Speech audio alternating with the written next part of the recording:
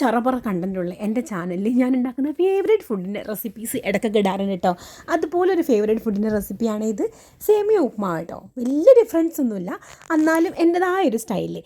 പിന്നെ ഞാൻ ആദ്യമായിട്ടൊക്കെ എന്തെങ്കിലും പരീക്ഷിക്കുകയാണെങ്കിൽ വളരെ കുറച്ച് എമൗണ്ട് മാത്രമേ എടുക്കുള്ളൂ കേട്ടോ. അതായത് ഇച്ചിരി സേമിയ എടുത്തിട്ട് വെള്ളം ഒഴിച്ച് ഉപ്പും ഓയിലും കൂടി ഇട്ടിട്ട് ബോയിൽ ചെയ്യാൻ വെക്കുന്നുണ്ട്. കൂടെ തന്നെ ബട്ടറിനകത്ത് ഇച്ചിരി കടലയും കാഷ്യൂനട്ടൊക്കെ വറുത്ത് വെച്ചിട്ട് സെയിം പാനിനകത്ത് തന്നെ കുറച്ച് ഉണക്കമുളകും ഇഞ്ചിയും കൂടി കുത്തി ഉടച്ചതും അതിൻ്റെ കൂടെ തന്നെ കുറച്ച് എള്ളും ഉഴുന്ന പരിപ്പും കൂടി ഇട്ടിട്ട് ചെറുതാക്കി അരിഞ്ഞ പച്ചമുളകും ഉള്ളിയും അതുപോലെ നൈസായിട്ട് മുറിച്ചിരിക്കുന്ന ക്യാരറ്റും കൂടി ഇട്ടിട്ട് വാട്ടിയെടുക്കുക. അപ്പോഴത്തേനും ഇതാ നമ്മുടെ സേമിയയുടെ അടിപൊളിയായിട്ട് വന്നിട്ടുണ്ട് കേട്ടോ. കുറച്ച് തണുത്ത വെള്ളം കൂടി ഒഴിച്ച് ഊറ്റി വെച്ചാൽ ഒട്ടിപ്പിടിക്കാണ്ടിരിക്കുക. എന്നിട്ട് അതിനകത്തോട്ട് ഇഷ്ടമുള്ള കളർ ക്യാപ്സിക്കം കൊണ്ട് എടുത്തിട്ടോ. ഇനി ക്യാപ്സിക്കം ഇല്ലാന്ന് വെച്ചിട്ട് വീഡിയോ സ്കിപ്പ് ചെയ്യണ്ട കേട്ടോ. ക്യാപ്സിക്കം സ്കിപ്പ് ചെയ്താൽ മതി, ഇട്ടിട്ടില്ലെങ്കിലും പ്രശ്നമൊന്നുമില്ല. പിന്നെ കുറച്ച് മസാലകളൊക്കെ ഇടുക. ചാട്ട് മസാല, നമ്മുടെ മഞ്ഞൾപ്പൊടി, കുറച്ച് കുരുമുളക് പൊടി, അങ്ങനെ എല്ലാം ഇട്ടിട്ട് നന്നായിട്ട് വേവിച്ചിട്ട് ഒരു ടേസ്റ്റിന് വേണ്ടി സോയാ സോസ് വയ്ക്കുന്നുണ്ട് കേട്ടോ.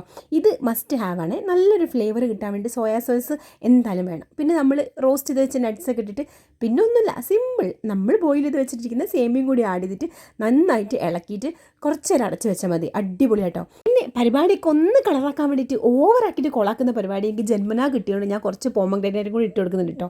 വേണമെങ്കിൽ ഇടാം, അല്ലെങ്കിൽ ഇത് സ്കിപ്പ് ചെയ്യാം കേട്ടോ. കാണാൻ പക്ഷേ നല്ല ഭംഗിയില്ല കാണാനായിട്ട്.